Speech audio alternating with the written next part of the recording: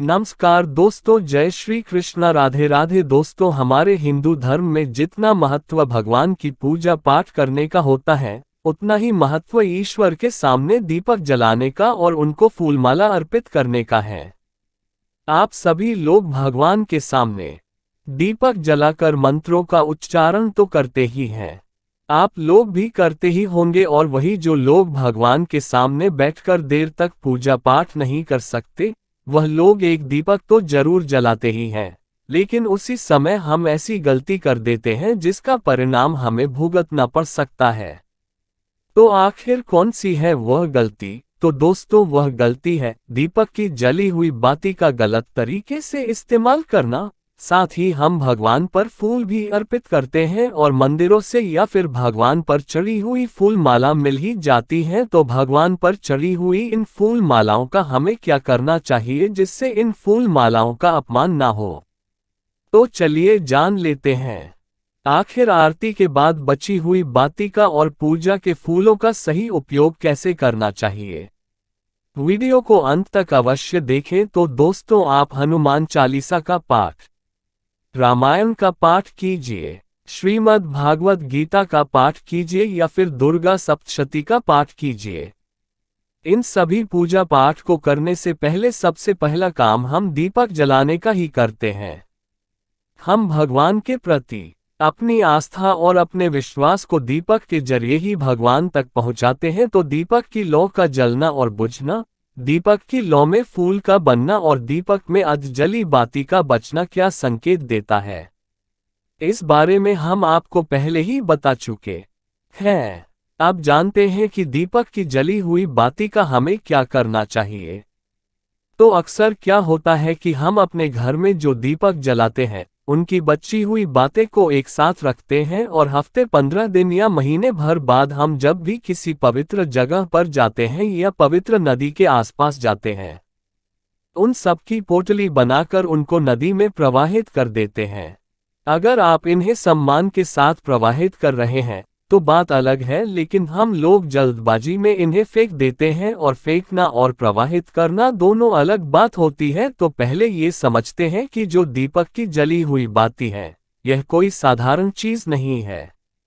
इसमें अपने भगवान को जो भी पूजा पाठ अर्पित किया है, इन सभी मंत्रों की तरंगे इस बाती में निहित होती है, और इस बाती को फेंक देना इसका अपमान होता है, जो कि सरासर गलत है।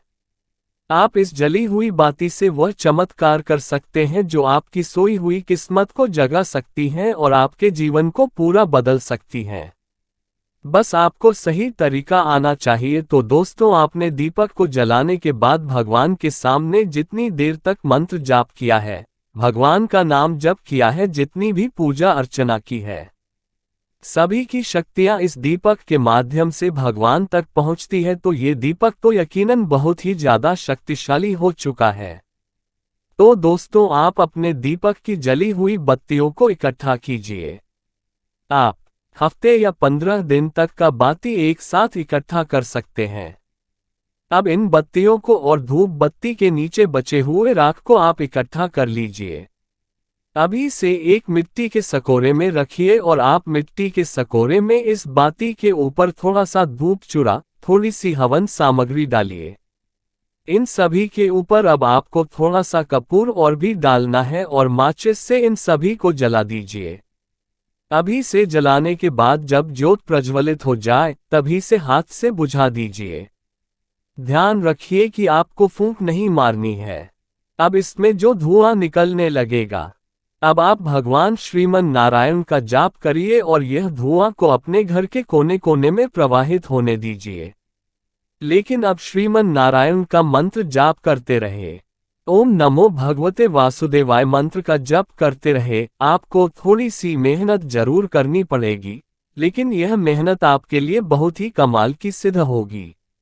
अब कोशिश कीजिए कि जब तक ये धुआं निकल रहा है, आप इसके सामने बैठकर भगवान श्री हरि का नाम जप करते रहे। आप चाहे तो पूरे घर में इस धुएं को दिखाने के बाद इसे तुलसी की क्यारी के पास रख सकते हैं। इससे होगा ये कि आपके घर की नकारात्मक ऊर्जा तो दूर हो ही जाएगी, लेकिन आपने जो भगवान श्रीहरि का नाम जप किया है, उससे ये राख सिद्ध हो जाएगी। आप इसे छानकर एक डिब्बी में भरकर रख लीजिए। हर रोज सुबह पूजा करने के बाद इस बाती की भाभूति को आप अपने माथे पर थोड़ा सा लगाएं। ऐसा करने से भगवान श्री हरि आपके आने वाली मुसीबतों से रक्षा करेंगे। साथ ही आपके घर में नकारात्मक ऊर्जा प्रवेश नहीं कर पाएगी। आप चाहे तो इसे रोज कीजिए, आपको फर्क जरूर दिखेगा। इस भाभूत को माथे पर लगाने से आपको बहुत ही सकारात्मक महसूस होगा। इसके अलावा आप एक और काम कर सकते हैं कि आप इन सभी बाती को आप एक दीपक या फिर एक मिट्टी के बर्तन में इकट्ठा करें और उस पर थोड़ा सा कपूर डालकर उस पर अग्नि प्रज्वलित कर दीजिए। अब जब ये पूरी तरीके से जल जाए तो इसकी जो राख बचेगी उस राख में थोड़ा सा पानी डालकर और अपने घर के पौधों की क्यारियों में डाल दीजिए। दोस्तों, अगर आप इतनी मेहनत नहीं करना चाहते तो तुलसी के पौधे के क्यारी में इस मिट्टी को डाल सकते हैं। इससे न केवल आप इन बत्तियों का अपमान होने से बचा पाएंगे बल्कि आपके घर की मिट्टी भी शुद्ध हो जाएगी।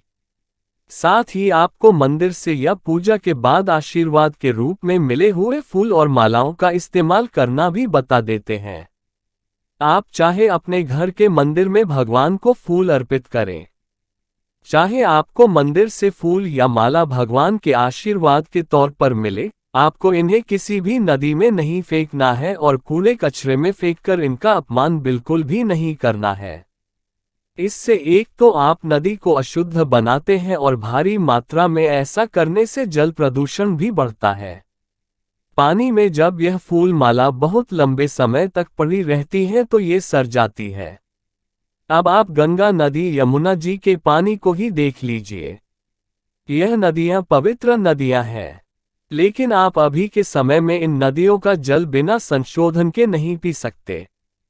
तो कचरा चाहे कूड़ा या धार्मिक जगह का ही क्यों ना हो, नदियों में फेंकना सरासर गलत है और दूसरा इससे भगवान के आशीर्वाद का भी अपमान होता है। तो आपको करना क्या है? आप इन सभी फूलों को इकट्ठा करिए और इन्हें सुखा लीजिए। सुखाने के बाद आप इन्हें छोटे छोटे टुकड़ों में तोड़कर पूरा करके इसमें आप थोड़ा सा गोबर के उपले का चूरा, थोड़ा सा चंदन का पाउडर और थोड़ा नारियल का छिलका मिलाकर इनको कढ़ाई में डालकर गैस पर हल्का हल्का भून लीजिए और ठंडा होने पर इसे मिक्सी में पीसकर इसका महीन पाउडर बना लीजिए। फिर आपको इस पाउडर को छानकर इसमें थोड़ा सा शहद और थोड़ा सा घी और थोड़ा सा कपूर और लोबान मिलाए। गुलाब जल की मदद से उसे आटे की तरह गूंद लीजिए और अपनी इच्छा के हिसाब से छोटी छोटी बाती या फिर गोल गोल टिक्की बनाकर धूप में सुखा लीजिए। हर रोज अगर आप एक टिक्की को जलाकर उसका धुआं पूरे घर में दिखाते हैं तो इससे न केवल आपके घर का वातावरण शुद्ध होगा बल्कि इसकी महक से आपके घर में सकारात्मक ऊर्जा भी भर जाएगी और इसके साथ ही भगवान के फूलों का अपमान होने से भी बच जाएगा। लोहमान और कपूर साथ में जलाने से घर में सकारात्मक ऊर्जा फैलती है और गोबर के उपले और गोमूत्र न केवल आपके वातावरण में मौजूद बैक्टीरिया को खत्म कर देते हैं बल्कि आपके घर की ऊर्जा को भी पवित्र कर देते हैं। आगे से कभी भी भूलकर भी आप दीपक की जली हुई बाती और भगवान पर चढ़ाए भी फूल माला का अपमान न करें और आप यह उपाय जरूर करिए, आपको लाभ जरूर मिलेगा। तो दोस्तों, उम्मीद करते हैं कि आपको यह जानकारी जरूर पसंद आई होगी। अगर आपको यह वीडियो पसंद आई हो तो वीडियो को लाइक जरूर कीजिएगा और कमेंट में जय श्री कृष्ण, राधे राधे, जय श्री नारायण अवश्य लिखें और इस वीडियो को ज़्यादा से ज़्यादा शेयर करके इससे बाकी लोगों तक भी पहुंच जाए। धन्यवाद।